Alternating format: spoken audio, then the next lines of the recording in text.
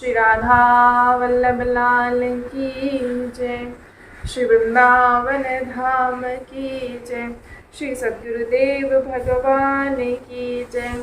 जय जय श्री राधे श्याम। जय जय श्री हितवारिवंश।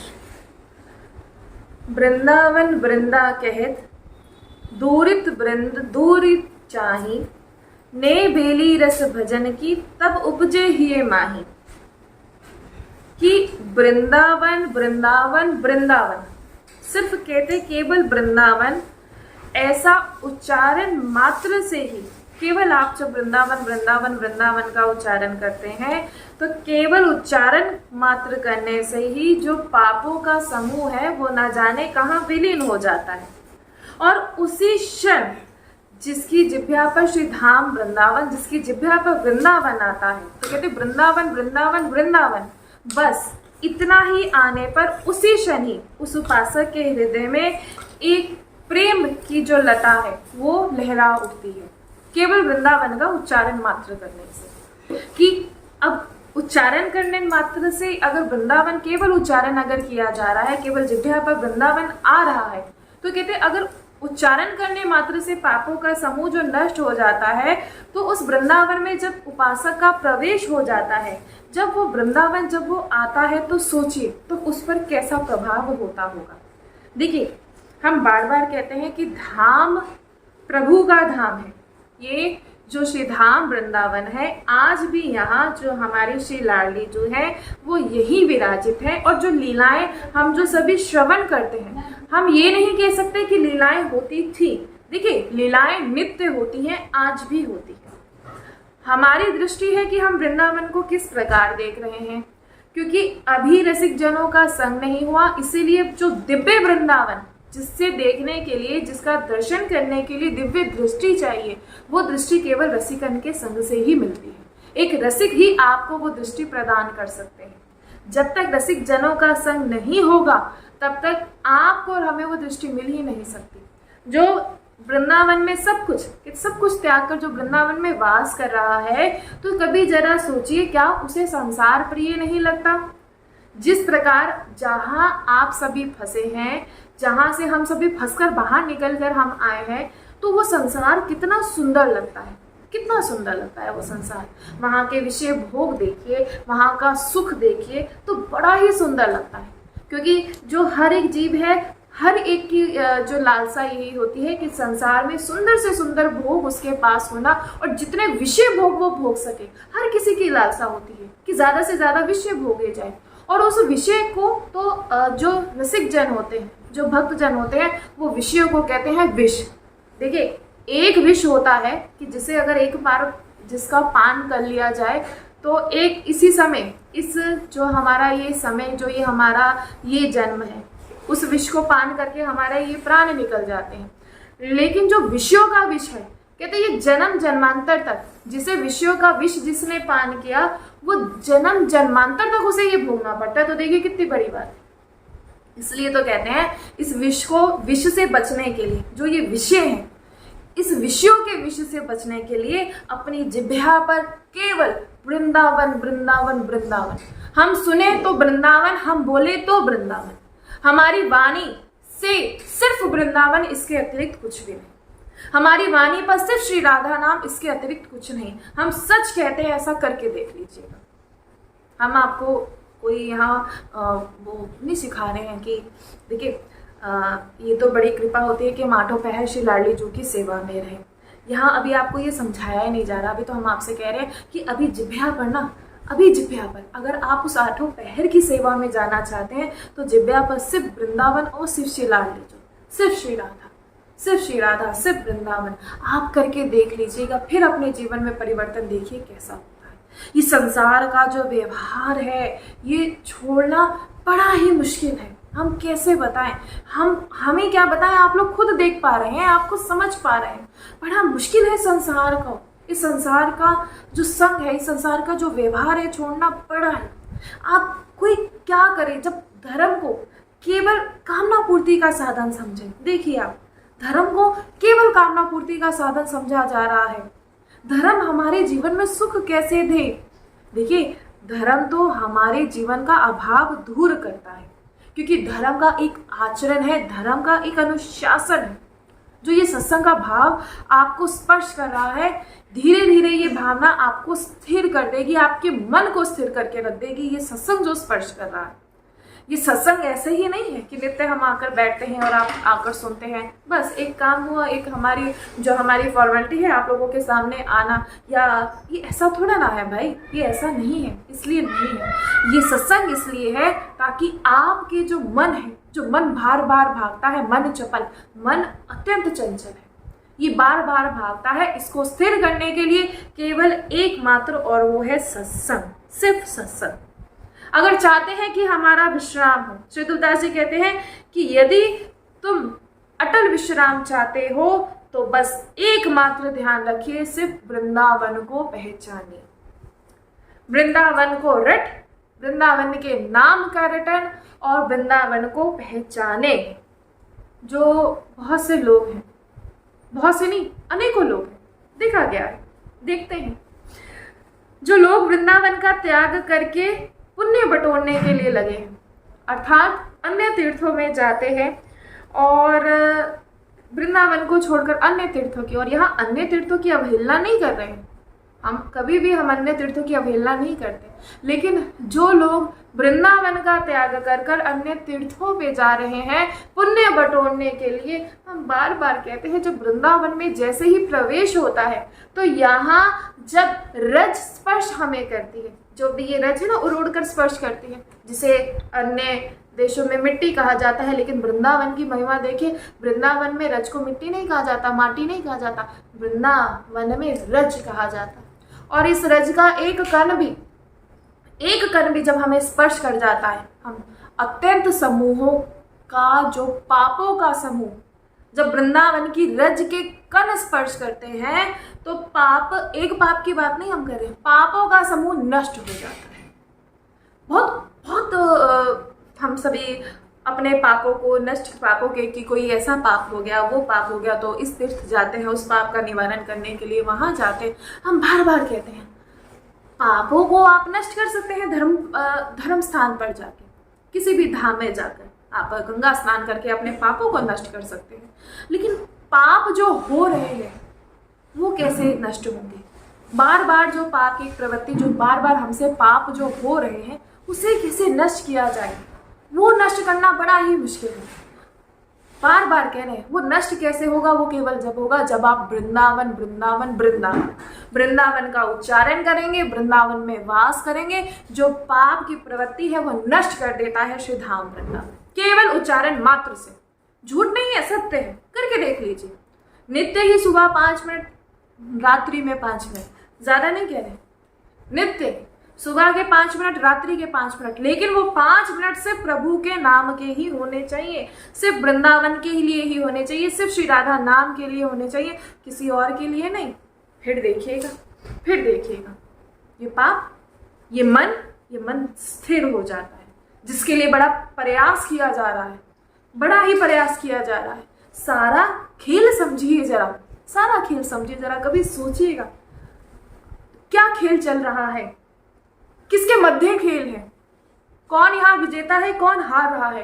बार बार जब देखेंगे ना तो विजेता है मन और हार रहे हैं हम। हमारा मन बार बार जीत जाता है और हम बार बार हार जाते हैं। लाख प्रयास करते हैं कि आज के बाद ऐसा नहीं करेंगे भाई, आज के बाद ऐसा कुछ नहीं करेंगे, आज के बाद वो पाप नहीं करेंगे, या किसी को ऐसा नहीं बोलेंगे, वैसा नहीं करेंगे। ये जो भाव आ रहा है ये सत्संग में ही तो आ रहा है, सत्संग ही तो भाव ला रहा है, या कोई व्यक्ति आकर आपको भाव दे रहा है कि नहीं भाई ऐसा मत बोलना, कि नहीं भाई ऐसा नहीं करना, तू भजन कर। ये सत्संग ही बता रहा है, कोई और आपके जीवन में आके आपको नहीं बता रहा है, ये सत्संग ही बता रहा है, ये हम नहीं बता रहे, ये आपको सत्संग बता रहा है। सिर्फ आज हमारी वाणी से है, कल कोई और समझा सकता है। बहुत समझाने वाले हैं, बहुत बताने वाले हैं, लेकिन अगर कोई बता रहा है, कोई समझ रहा है तो उसे जानिए। हम बार बार कहते हैं हमसे कि कैसे मिले धामवास, बार बार पूछा जाता है कि दीदी धामवास कैसे मिले, कैसे मिले, कैसे करें। हम तो भाई बहुत ही सरल सा बता देते हैं और कहते हैं कि जितना हो सके जिह्वा से राधा नाम रट लीजिए और बार बार वृंदावन आते रहिए। बार बार अन्य कहीं स्थानों पर जाने के बजाय आप वृंदावन आइए। हम तो कहते हैं अगर 2 घंटे भी मिले ना वृंदावन के लिए, 2 घंटे भी अगर मिले तो वृंदावन में आ जाइए। दर्शन नहीं हो पाया, दर्शन, अरे वृंदावन में अगर प्रवेश हो जाए वही काफ़ी है। जितना समय हो सके उतना वृंदावन में आप आए। जब वृंदावन में आएंगे, यहाँ की रज आपको स्पर्श करेगी, रसिक जनों का संग होगा, फिर आप देखिए कैसी कृपा आप सभी पर होती है। बड़ा ही मुश्किल है इस संसार के व्यवहार को छोड़ना। सब कुछ छूट जाता है लेकिन संसार का व्यवहार नहीं छूटता। ये निंदा का जो रस है ये कैसे छूटना शुरू हो, ये नहीं छूटता। बड़ा ही बहुत विचित्र हमारी स्थिति है कि हम खुद समझ नहीं पा रहे, खुद नहीं जान पा रहे। निंदा में इतना रस आता है, विषयों की चर्चा में बड़ा रस आता है, नहीं समझ में आ पा रहा है, बिल्कुल समझ में नहीं आ पा रहा। ये क्यों देखा जाता है, घंटों भर महिलाओं का झुंड बनता है और घंटों भर यहाँ की निंदा वहाँ की निंदा, बड़ा रस आता है। आप कभी देख लीजिए, आपको कहा जाए सत्संग में बिठाया जाए, कुछ क्षणों के लिए आपका मन बड़ा ही स्थिर हो जाएगा। आपको सत्संग सुनने में बड़ा आनंद आएगा। आप कुछ दिन सत्संग सुनेंगे, कुछ दिन सत्संग सुनेंगे, लेकिन बाद में वो सत्संग सुनने का मन नहीं करता। बाद में क्यों? क्योंकि मन आपको फिर से लेके जाता है। ऐसे ही वो जो महिलाएं देखिए एक झुंड सा बनाकर बैठ जाती हैं और घंटों भर निंदा करती हैं, और जब पूरी बात हो जाती है उसके बाद क्या बोलती हैं? पल्ला झाड़ते हुए कहते हैं कि हमें क्या करना, अब आप बताइए। घंटों समय नष्ट किया, घंटों भर बैठ के समय नष्ट किया निंदा करने के लिए, क्योंकि निंदा में अभी रस है। इसलिए तो कबीर जी कहते हैं कि क्रोध ना छोड़ा, लोभ ना छोड़ा, हरि का भजन क्यों छोड़ दिया, मन नाम जपन क्यों छोड़ दिया। ना क्रोध छूट रहा है, ना लोभ छूट रहा है। अगर केवल छूटा है तो देखिए छूटा क्या है हमसे, सिर्फ भजन, सिर्फ हरि का भजन छूटा है। ना क्रोध छोड़ पा रहे हैं, ना लोभ छोड़ पा रहे हैं, सिर्फ छूट रहा है तो हरि का भजन। तो कहा जा रहा है कि मन जपन, कह रहे हैं कि हे मन तूने नाम जपन क्यों छोड़ दिया। कैसे छोड़ा तूने नाम, कैसे छोड़ा? कहा जा रहा है जो मन को सही वस्तु पकड़ना सिखा दे, याद रखिएगा, जो मन को योग्य वस्तु का संग करना सिखा दे उसी का नाम ये सत्संग है। सत्य का विचार करना ही सत्संग है। सत्संग ही आपको समझाएगा, सत्संग ही आपको बताएगा। जो निंदा का रस है इससे जो आपको दूर ले जाएगा वो सत्संग ही है। बहुत सरल सी बात देखिए जीवन में, मन संसार का संग करेगा तो संसार का हो जाएगा, मन भगवान का संग करेगा तो भगवान का हो जाएगा। कितनी सरल सी बात है। यहाँ सबसे बड़ी बात आ रही है संग, कि मन संसार का संग करेगा तो मन संसार का होगा, और अगर वही मन भगवान का संग करेगा तो वो भगवान का हो जाएगा। अब ये जो आपसे हम भगवत चर्चा कर रहे हैं, जो सत्संग हो रहा है, ये किस लिए हो रहा है? ये इसलिए तो हो रहा है ना कि आपको प्रभु का संग कराने के लिए। अब चर्चा है यहाँ प्रभु की, चर्चा है यहाँ मन को समझाने की कि कैसे रे मन तू जान से वृंदावन विश्राम। ये चर्चा इसीलिए तो है, ये चर्चा इसलिए तो नहीं है ना कि आप हम बैठे हैं या हम आपके सामने बैठ गए, आपको कुछ दिखाए कि आए आपसे कुछ चर्चा करें।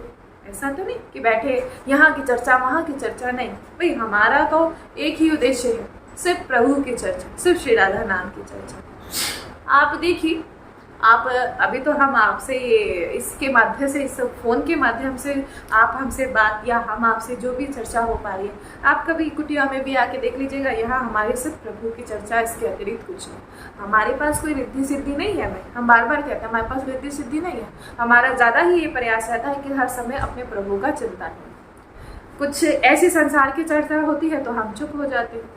अब कोई कहे कि ये तो बोलते नहीं, जवाब नहीं देते, तो भाई आप खुद सोचिए, यहाँ हम संसार की चर्चा करने के लिए थोड़ा ना बैठे, इतना समय थोड़ा ना है। हमने इतना समय ये संसार की चर्चा के लिए नहीं देना है। हमको, हमारे पास नहीं है इतना समय कि हम संसार को जाकर दें, हम किसी को मनाने के लिए करें, हम संसार के व्यवहार में जाके इस अपने समय को दें। नहीं, हमारा तो सिर्फ समय जो है अपनी श्री लाडली जी के लिए है।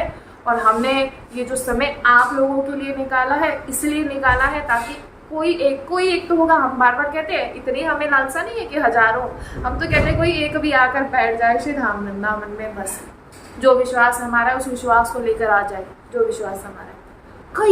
कई बार हमने देखा है कि वृंदावन वास की बात आती है तो आप देखिए मन कैसे चाल करता है कि कैसे होगा, वैसे होगा, ये होगा। यही तो आपकी गलती है, यही तो आपकी गलती है।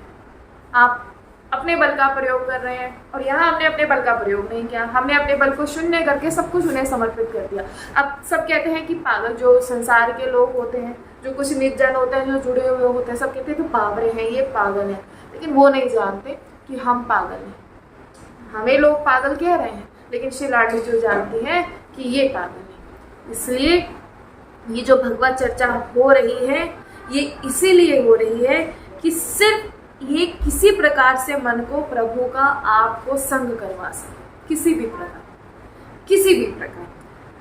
और यही इसकी महिमा है। एक देखिए, एक जल वो जल है जिसमें गोता लगाने से शीतलता मिलती है, पवित्रता मिलती है, पुण्य मिलता है, कामना सिद्ध होती है। बगुले और हंस, देखिए बड़ा विचित्र सा है।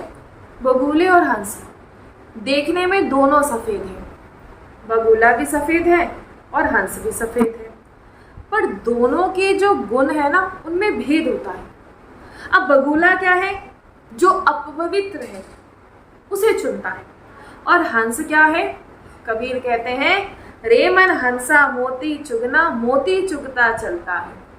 श्रीमद् भागवत में जब भगवान उद्धव को ज्ञान दे रहे हैं तो भगवान कहते हैं उद्धव से कि अब ना गुण देखो ना दोष देखो।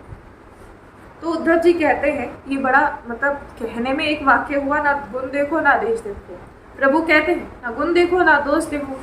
अब उद्धव जी प्रभु से कह रहे हैं कि प्रभु ये तो आप तो प्रभु हैं, आपको तो गुण और दोष कुछ नहीं नजर आता।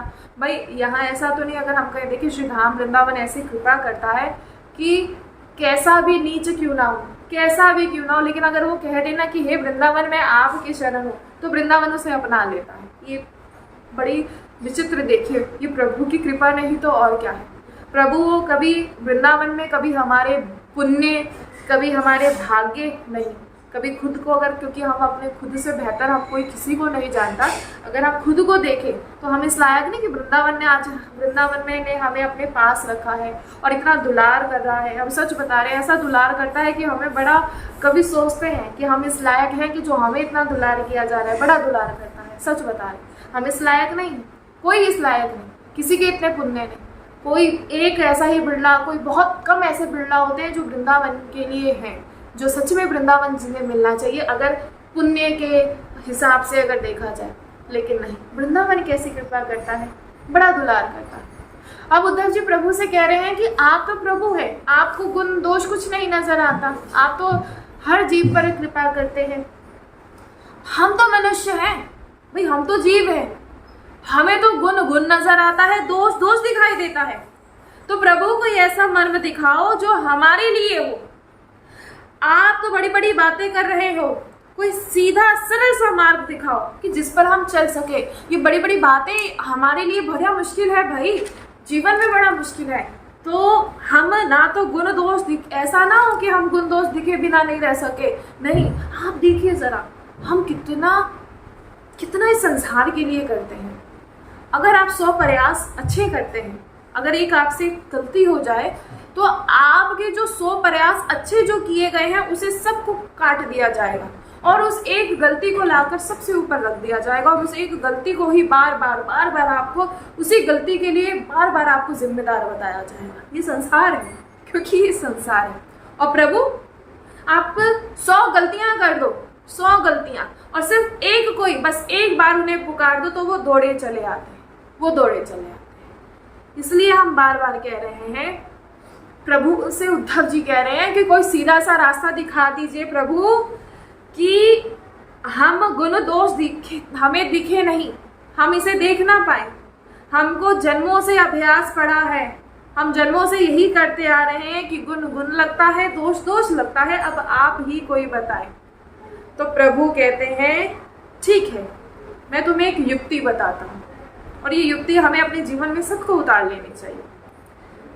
तो प्रभु कहते हैं कि अगर कभी आपको गुण देखना है, कभी आपको गुण देखना है, दोष देखना है, तो फिर आप ऐसा कीजिएगा कि गुण देखना हो तो दूसरे का देखिएगा और दोष देखना हो तो अपना देखिएगा।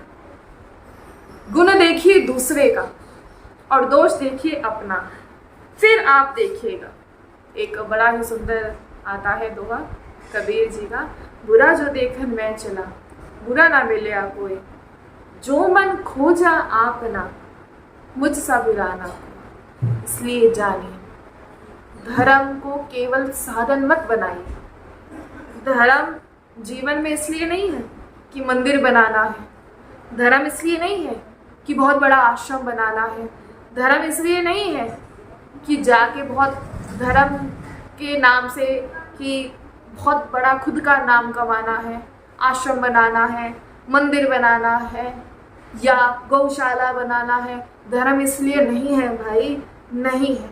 धर्म सिर्फ इसलिए है कि खुद को प्रभु से मिलाना। ये बात जीवन में याद रखिए। ये मेंढक, देखिए हम कहते हैं कि शरीर की स्वच्छता का बड़ा ध्यान रखा जाता है। जब मंदिर जाएं तो स्नान करना बड़ा आवश्यक है, क्योंकि स्नान से ही हम स्वच्छ हो सकते हैं। स्नान करने से, है ना, स्नान करने से ही स्वच्छ हो सकते हैं। तो एक बात बताइए, जो मेंढक और मछलियां हैं वो तो दिन रात जल में रहती हैं, दिन रात, तो उन्हें प्रभु क्यों नहीं मिलते? वो तो दिन रात उसमें रहती हैं, वो तो दिन रात जल में रहती है, स्नान करती है, लेकिन फिर भी देखिए उनमें से दुर्गंध आती है, फिर भी उनमें से दुर्गंध आती है।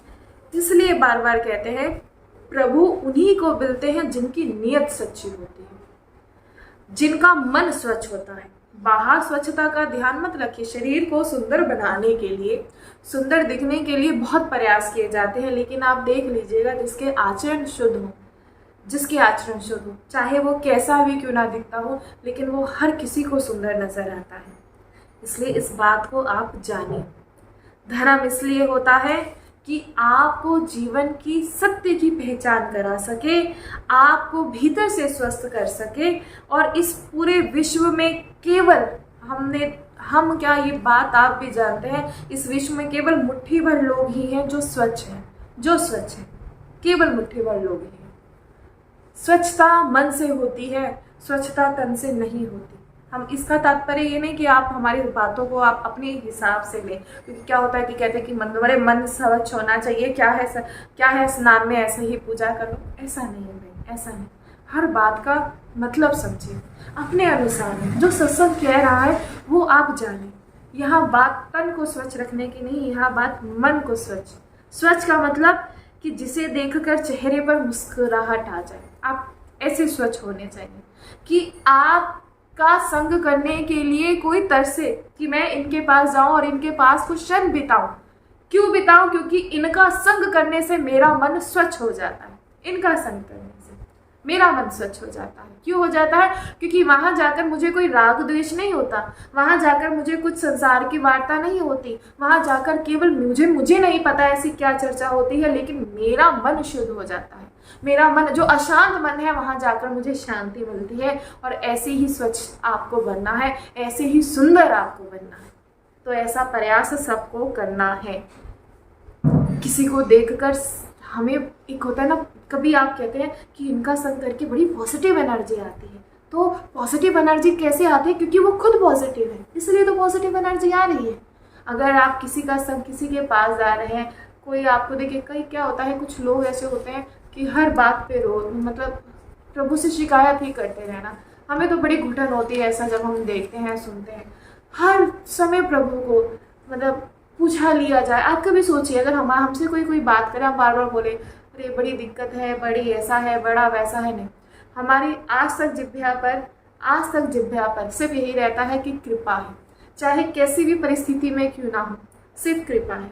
आज तक आपने सिर्फ हंसते देखा है, सब पूछते भी हैं कि दीदी ऐसा क्या है कि जो आप हमेशा मुस्कुराते रहते हैं, आप हमेशा कि बहुत, तो सबको ऐसा लगता है कि कोई इनके जीवन में प्रतिकूलताएं नहीं होती, कुछ इन्हें परिस्थितियां ऐसी नहीं होती।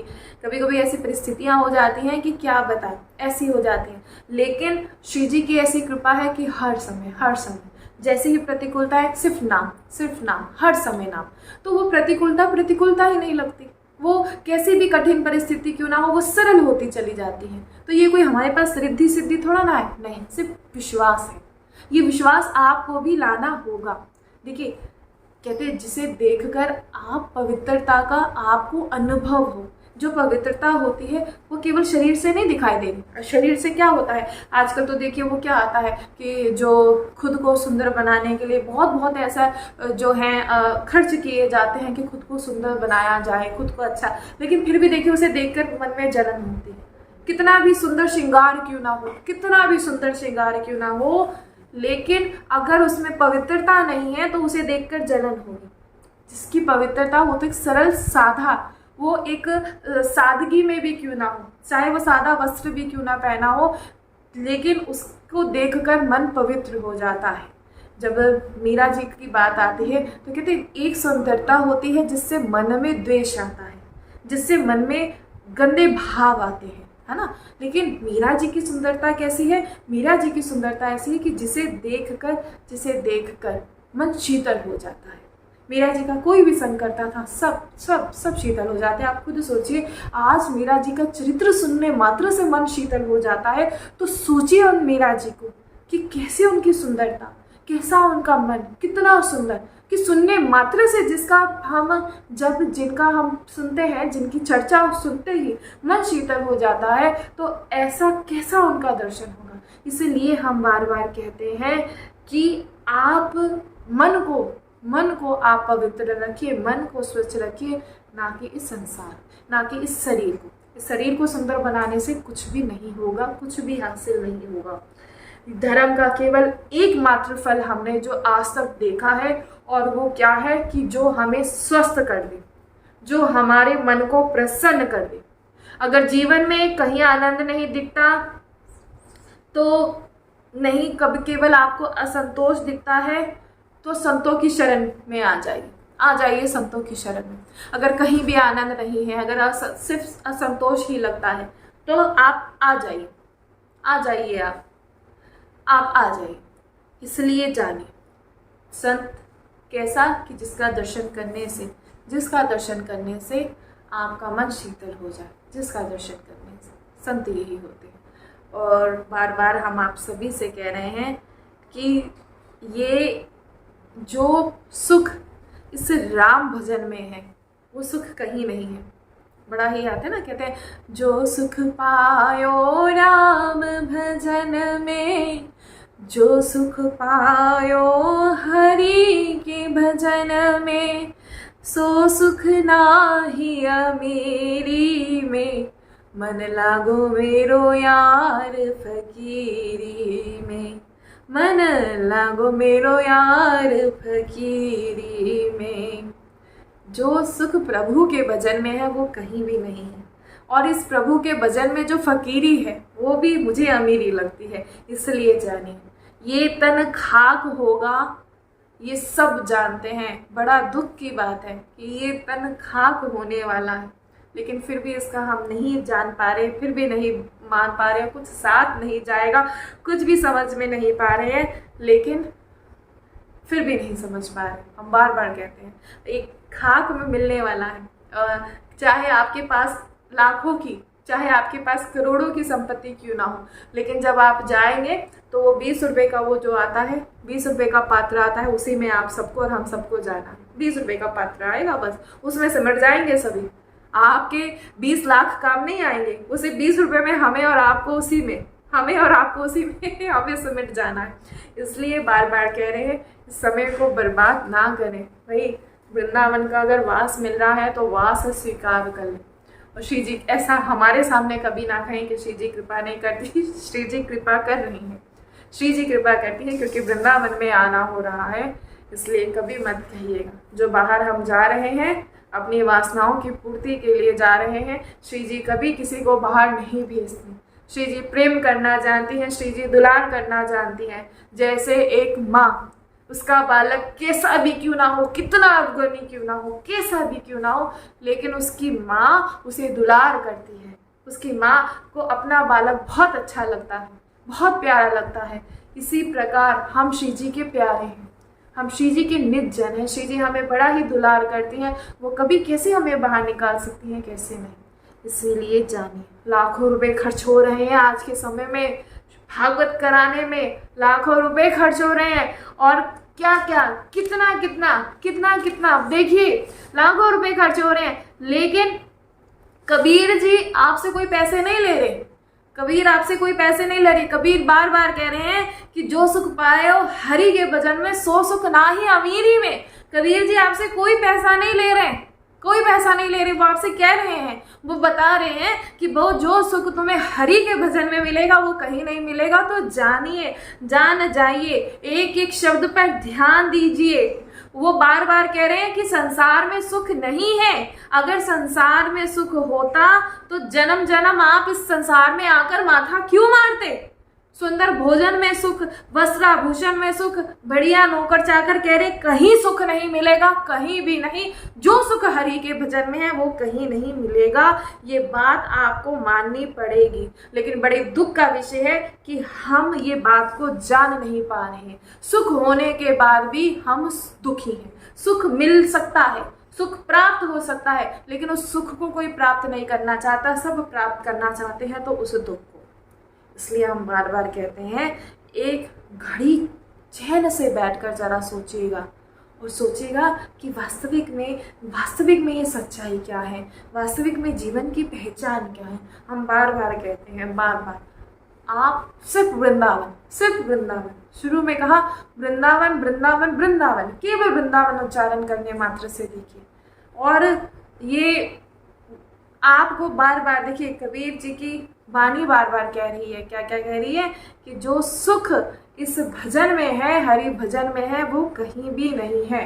देखिए, अगर इस संसार में सुख होता, कभी सोचिए ना, जो वस्तु की किसी अगर इच्छा है, कभी सोचिएगा, किसी वस्तु की इच्छा है, वो नहीं मिल पा रही तो व्यक्ति दुखी है। अगर वो मिलकर खो जाए तो व्यक्ति दुखी है। तो अब सोचिए उसे सुख कहाँ है। संतान ना होने, नहीं हो रही तो उसका दुख है। अगर संतान होकर चली जाए तो उसका दुख है। कह रहे यहाँ तो दुख ही दुख है, यहाँ सुख है ही कहाँ, यहाँ सुख नहीं है, यहाँ सुख नहीं है। अब देखिए, जब जिस संतान नहीं होती तो माता पिता संतान नहीं है, संतान नहीं है, संतान नहीं है। अब कुछ ऐसी लीला हो जाए, संतान ना रहे तो दुख, संतान चली गई, संतान चली गई। और अगर संतान है, अगर संतान है तो वो ऐसी अगर अवगुणी हो जाए, कुछ ऐसा हो जाए कि उसे कुछ ऐसा, क्या बोलते हैं वो, कुछ उसे ऐसी कुछ या नशे की लत लग जाए या कुछ वैसा, उसे कोई बहुत सारे अवगुण उसमें भर जाए तो उसका दुख होता है। फिर कहते हैं अरे ये संतान ना होती तो सही रहता। अब आप बताइए, अजीब प्रसन्न कहाँ है। प्रभु भी कहते हैं, हंसते हैं प्रभु देखकर, कहते हैं 1 रुपया मिल जाए तो भजन हो जाएगा। ठीक है, दे दिया प्रभु ने 1 रुपया, करो भजन, ठीक है। अरे प्रभु 1 से नहीं हो रहा, 10 दे दीजिए, ठीक है, दे दिया 10।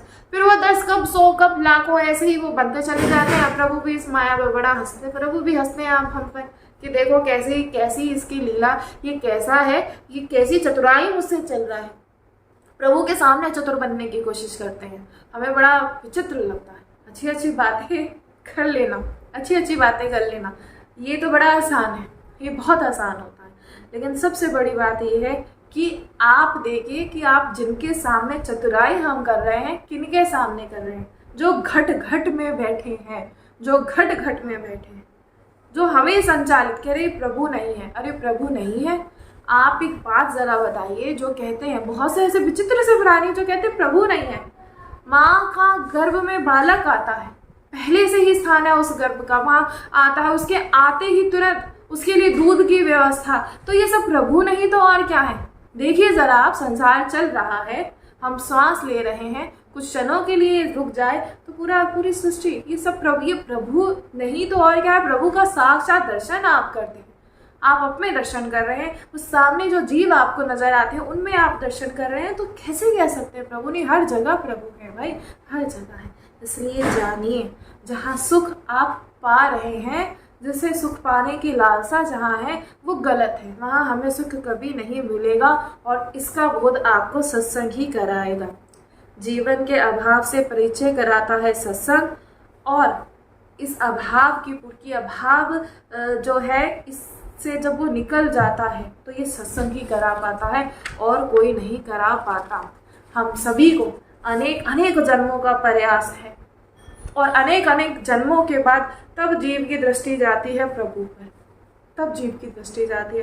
तो अगर ये दृष्टि गई है तो भाई जानिए कि भगवान का अगर नाम प्रिय लगता है तो अच्छी बात है, लेकिन अगर भगवान के नाम से मन हट रहा है ना तो उससे बड़ा दुख का कोई कारण नहीं, फिर उससे बड़ा तो उसके दुर्भाग्य ही नहीं, उसका सबसे बड़ा दुर्भाग्य जैसे प्रभु का नाम प्रिय ना लगता। ये भी बात, ये सत्संग अभी सबके समझ में नहीं आता, लेकिन अगर समझ में आ जाए तो उस पर तभी तुरंत कृपा हो जाती है। प्रभु है, कृपालु है, कृपा करते हैं, सब पे कृपा करते हैं, इसलिए जानिए। भक्तों का बार बार कहते हैं रसिक जनों का संग कीजिए। जब तक रसिक जनों का संग नहीं होगा तब तक नहीं जान पाएंगे। वृंदावन आना, वृंदावन आ रहे हैं, वृंदावन का दर्शन कर रहे हैं, हो गया दर्शन, राधा वल्लभ लाल जी का दर्शन करते हैं, हो गया दर्शन, 2 मिनट खड़े दर्शन। हमारा इतना बल नहीं कि हम 2 मिनट भी खड़े हो पाए। उनको जिसको जितना दर्शन कराना है उतनी देर ही किसी को खड़ा करके रखते हैं अपने समक्ष। नहीं तो हमारा कोई बल है, अरे कहते बड़ा सुंदर दर्शन, बहुत सुंदर दर्शन। अरे जिसे सुंदर दर्शन होता है ना उसकी जिह्वा पर शब्द ही नहीं रहते, वो तो शब्दहीन हो, कोई शब्द उसकी जिह्वा पर नहीं रहते, उसे ऐसा दर्शन होता है। और वो कभी संग नहीं होता कि मेरे साथ बहुत सारे जन जाए मैं दर्शन ना, जो एकांत में दर्शन है वो, क्योंकि ये इनकी जो ये मंद मुस्काइयाँ ना, इसका एकांत में ही दर्शन होता है, एकांत में, कोई वो नहीं। इसलिए हमारी भी अभी तो आप बार बार हम कहेंगे कि अगर वृंदावन मिल रहा है तो वृंदावन को मत छोड़िए। और हमारे सामने तो नाक आगे कि श्री जी कृपा नहीं करती, भाई श्री जी कृपा करती हैं। वृंदावन आप आइए तो सही, वृंदावन वास कीजिए तो सही। हमें तो अभी बहुत ज़्यादा जो है हम खुद फंसे हुए हैं, तो इसलिए कभी श्री जी पर वो मत कीजिएगा कि ये छुड़वाएं, ये करवाएं। उन्होंने तो छुड़वा दिया भाई, उन्होंने छुड़वा दिया। आप वृंदावन रहिए, यहाँ कुछ भी सेवा कीजिए, जो उन्हें करानी होगी वो सेवा कराएंगे। आप बस वृंदावन में पड़े रहेंगे। मेरे प्राण भी निकल जाएं तो मैं वृंदावन से बाहर ना जाऊं, ऐसा कह दीजिए। और मत जाइएगा बाहर, कहते अपने आप ले जाती है, मत जाइए। कैसे ले जाएगा कोई, हमें नहीं लेके जा सकता। इसलिए जाने देखिए, हम बार बार कह रहे हैं कि जहाँ सुख जीव ढूंढने की प्रयास कर रहा है इस संसार में, वहाँ सुख नहीं है। कितना भी जोड़ लीजिएगा, कभी सुख नहीं मिलेगा, कभी नहीं मिलेगा। सुख केवल सिर्फ भजन में है, केवल नाम में है। 5 मिनट भी ना निरंतर नाम जपिएगा, 5 मिनट भी, हम ज़्यादा नहीं कह रहे हैं, हम ज़्यादा आपसे नहीं कह रहे हैं, सिर्फ 5 मिनट, सिर्फ 5 मिनट, 5 मिनट भी निरंतर नाम जपिएगा। फिर आप देखिएगा धीरे धीरे आपको ऐसा हो जाएगा कि जैसे मछली जल के बिना, जैसे मछली को जल से बाहर कर दिया जाए, वो छटपटाती है और कुछ समय बाद अपने प्राण त्याग देती है, ऐसा ही आपका हाल हो जाएगा। ऐसा ही प्रभु का नाम इतना प्रिय होना चाहिए कि जैसे सांस लिए बिना नहीं रह सकते, ऐसे हम प्रभु का नाम लिए बिना नहीं रह सकते। और इसके लिए सबसे बड़ी बात कि किसी को दिखाना नहीं, नाम अपने भीतर होता है, भीतर नाम होता है। जैसे प्रेम गुप्त होता है ना, तो यहाँ नाम भी, यहाँ हमारा भजन भी गुप्त होना चाहिए, किसी को दिखाने से नहीं कि हम इतनी माला उतनी माला नहीं। जो कभी दिखाए हम तो कहते भजन माना भाव, जैसा मर्जी, जैसा भाव है हम तो प्रस्तुत आपके सामने, जैसा भी क्यों हो। इसलिए आप सभी से हमारी प्रार्थना है, कोई अन्य आश्रय मत लीजिएगा, अमुक व्यक्ति, अमुक स्थान, धन, संपत्ति नहीं, कोई अन्य आश्रय नहीं। सिर्फ मेरा आश्रय सिर्फ आप। मैं समर्पित हूँ श्री धाम वृंदावन को, मेरा जीवन समर्पित है श्री धाम वृंदावन के लिए, इसके अतिरिक्त कुछ नहीं। ऐसा जिसने समर्पण कर दिया, हम सच कहते हैं, फिर उसे कुछ नहीं करना पड़ता, कुछ भी नहीं करना पड़ता, फिर प्रभु स्वयं उसकी रक्षा करते हैं। जब रक्षक कृष्ण मुरारी है तो फिर किस बात का डर, फिर किसी बात का डर नहीं। ये तो ऐसे दयालु हैं, कृपालु हैं कि जब भक्त के प्रेम में जब रीझ जाते हैं, जब भक्त वश में कर ले अपने प्रेम में, तो भक्त को कभी छोड़ते नहीं, कभी भक्त को नहीं छोड़ते, दौड़े चले आते, कभी उसको कोई कष्ट नहीं होने देते। और ये बात हम तो कहें कि सुना नहीं, ये बात हमने देखा है, ये बात हमने देखा है। एक बार जिसने समर्पण कर दिया ना, फिर ये उसको कभी नहीं छोड़ते। सच बता रहे, ये हम बता रहे हैं ना, आप करके देख लीजिएगा, कभी नहीं छोड़ते, कभी भी नहीं। विश्वास होना बहुत ज़रूरी है। ऐसे दुलार करते हैं कि ऐसा दुलार हमें आज तक कभी मिला ही नहीं। हम सच बता रहे हैं, किसी ना किसी रूप में प्रभु, किसी ना किसी रूप में। इसलिए कहते हैं कभी किसी ना किसी रूप में प्रभु आते हैं ना, तो उसका नाम मत याद रखिएगा कि उसका नाम है, नहीं, उसके शक्ल मत देखिएगा, उसके सिर्फ चरण देखिएगा, ये मेरे प्रभु के चरण, बस।